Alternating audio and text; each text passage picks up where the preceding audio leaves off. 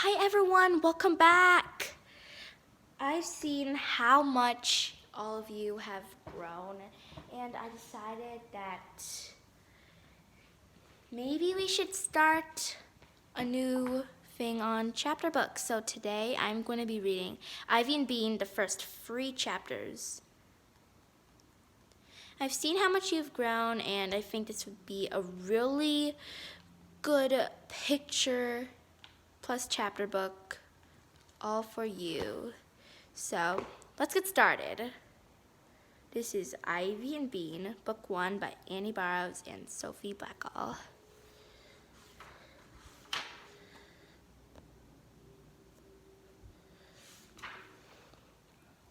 So today we're reading No Thanks, Bean Hatches a Plan, and The Ghost of Pancake Court. No thanks. Before Bean met Ivy, she didn't like her. Bean's mother was always saying that Bean should try playing with the new girl across the street. But Bean didn't want to. She's 7 years old, just like you, said her mother, and she seems like such a nice girl. You could be friends. Introducing new character, this is Bean. Hello, Bean. I already have friends, said Bean. And that was true. Bean did have a lot of friends, but really she didn't want to play with Ivy because her mother was right. Ivy did seem like such a nice girl. Even from across the street, she looked nice. But nice, Bean knew, is another word for boring. Ivy sat nicely on her front steps. Bean zipped around her yard and yelled. Ivy had long curly red hair, pushed back with a sparkly headband. Bean's hair was black, and it only came to her chin because it got tangled if it was any longer. When Bean put on the headband, it fell off. Ivy wore a dress every day. Bean wore a dress when her mother made her. Ivy was always reading a big book. Bean never read big books. Reading made her jumpy. Bean was sure that Ivy had never stomped in puddles. She was sure that Ivy never smashed rocks to find gold. She was sure that Ivy had never once in her whole life climbed a tree and fallen out. Bean got bored just looking at her, so when her mother said she should play with Ivy, Bean just shook her head. No thanks, she said. You could give it a try. You might like her, said Bean's mom. All aboard! Next train for Boring is leaving now, yelled Bean. Her mother frowned. That's not very nice, Bean. I was nice. I said no thanks, said Bean. I just don't want to. Okay? Okay. Have it your way. So for weeks and weeks, Bean didn't play with Ivy. But one day, something happened that changed her mind. Second chapter, Bean hatches a plan. It all began because Bean was playing a trick on her older sister. Bean's older sister was named Nancy. She was 11. Nancy thought Bean was a pain in the pest. Bean thought Nancy was a boogerhead. Ever since she turned 11, Nancy had been acting like she was Bean's mother. She ordered Bean around in a grown-up voice. Comb your hair, no more pencils, brush your teeth, say thanks.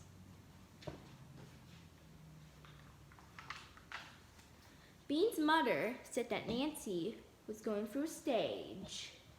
That meant Nancy was bossy.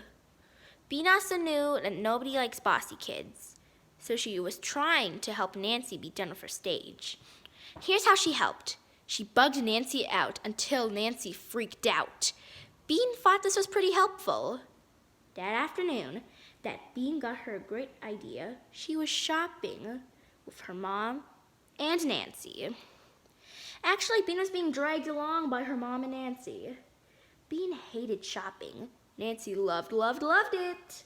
Nancy was trying on skirts, lots of skirts. She put on a purple skirt. She looked at her front in the mirror. Then she turned to the side. Then she turned around and tried to look at her behind. Looks good, said Bean. Let's go. Be patient a little longer, Bean, said Bean's mother. I think it looks cute, honey, she said to Nancy. Nancy looked in the mirror some more. Do you think the pockets are dumb? I like the pockets, said Bean's mom.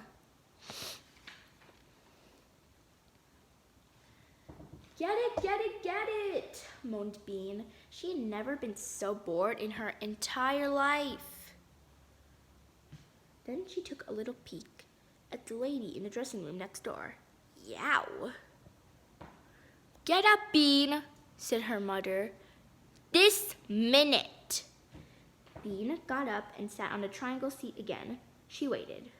Nancy looked at herself. I kind of like it, Nancy said, but it costs $40. That's all my money. I could get 2 shirts for $40. Don't be such a tightwad, said Bean. She just learned that word. It meant someone who didn't like to spend money. Don't call your sister a tightwad, said Bean's mom. Bean saw Nancy's eyes looking at her in the mirror.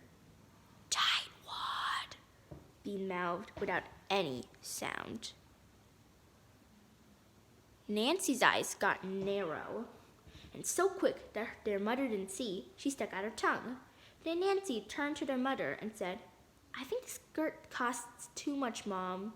I think I'd rather try on some tops. Bean knew that Nancy was being slow on purpose, just to drive her crazy. Look at that crazy face.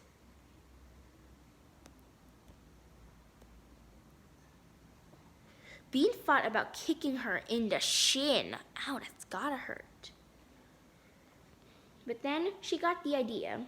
It was a great idea. It was also a helpful idea, one that would teach Nancy not to be such a tightwad. And best of all, her idea would make Nancy freak out. You'll be sorry, Bean mouthed to Nancy.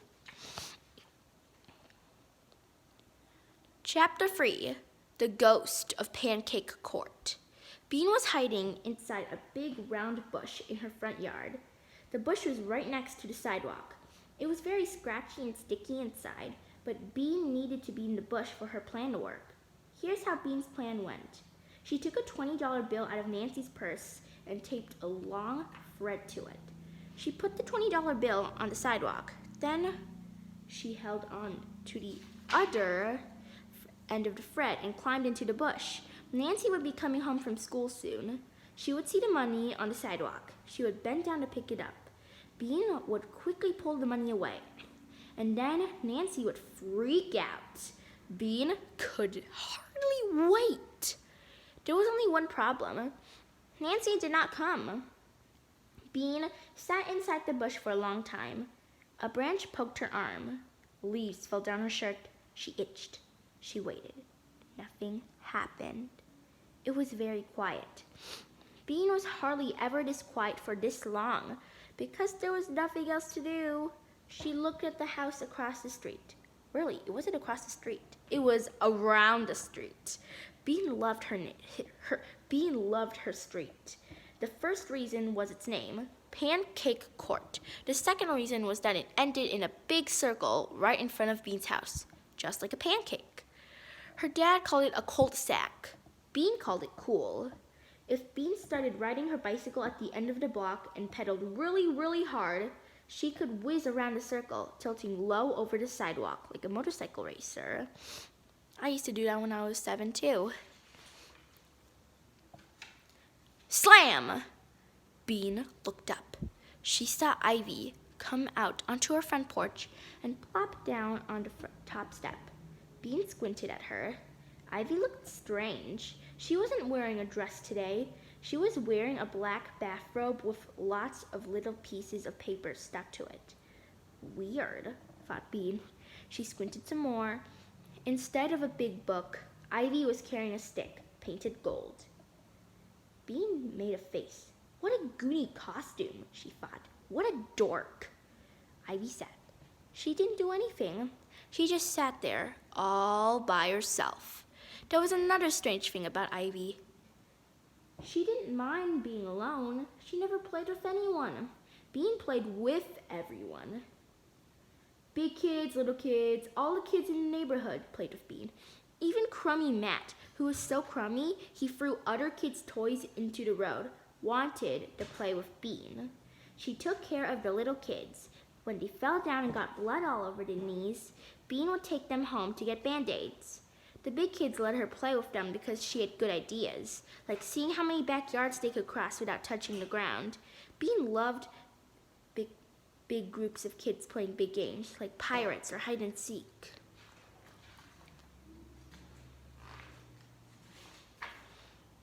Sometimes Bean wished she were an orphan so she could live in an orphanage with 100 other kids. Of course, she didn't tell her mother and father that. Bean watched Ivy alone on her front porch. Wasn't she lonely? Now Ivy was muttering something that Bean couldn't hear. Then she began to wave the stick in the air. Bean couldn't stand it anymore. "What the heck are you doing?" yelled Bean from inside her bush. Ivy looked around. Bean forgot that Ivy couldn't see her. "What's with the stick?" Bean yelled. Ivy's eyes got big. "Who's there?" she said. "Are you a ghost?" "A ghost? What a great idea!" Bean made her voice scratchy and spooky. "Yes," she howled. "I am the ghost of Mr. Killop. I lived in your house before, and I died there too." Mr. Killop had actually moved to Ohio, but Bean thought it was more interesting if he said he had died. "I've come to haunt you. Tonight, when you're sleeping, I'll wrap my icy fingers around your neck." "Bean, what are you yelling about?" Oops, it was Nancy. Uh-oh. Stick around to find the next video. Bean meets Ivy. Toodaloo, everyone.